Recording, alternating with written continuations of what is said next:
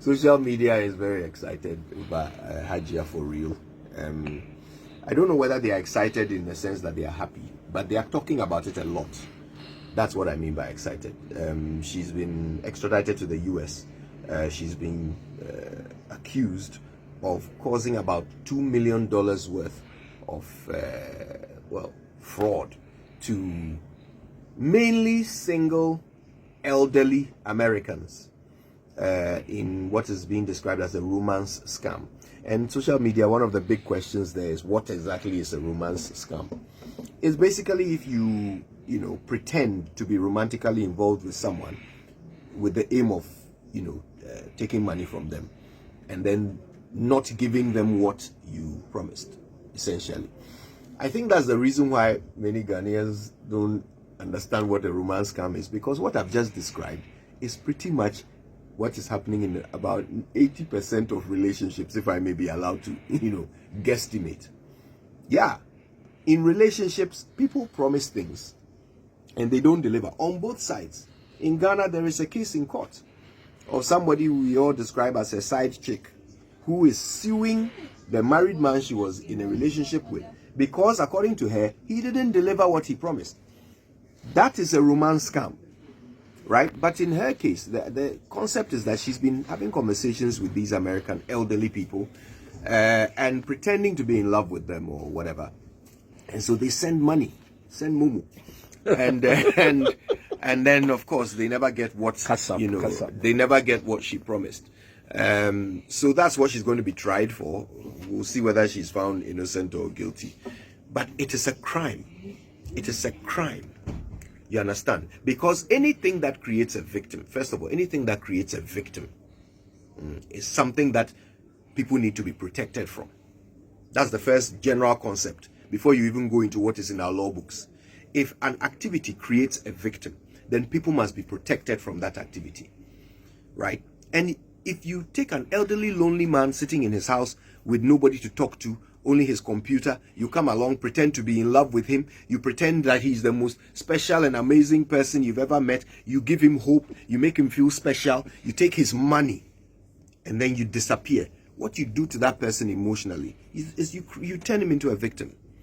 And the Americans, they protect their people against that, even if we don't.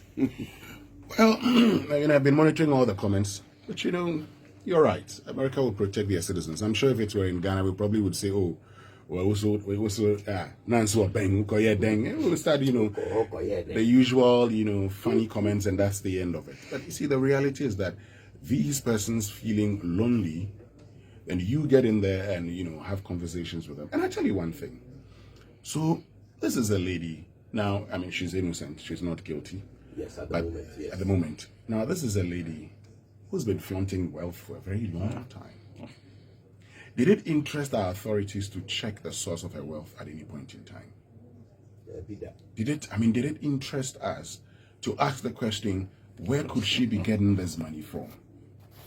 Or, as usual, we didn't care. Because she flaunts the cars, the houses, the very expensive accessories and everything. And Kojo, look, this also should tell our authorities that it must begin to check a few things. Because, look, a lot of people do these. Some people do these things in this country. They do them. From what we hear. They do them in this country. You've had, others always coming into, foreign nations always coming in to track these persons. They do it in this country. They do it and make it look like it's normal. All you have to do is to continue flaunting everything that you have, and that's the end of it. But you see, today, we're discussing it. People are asking, what is romance scam? I saw a post that one lady said, hey, if this is what it is, then, a lot of us are engaged in a romance scam. And I said, well, it's good that you're beginning to appreciate it. For me, the most important thing is that, look, our authorities should be concerned about source of wealth.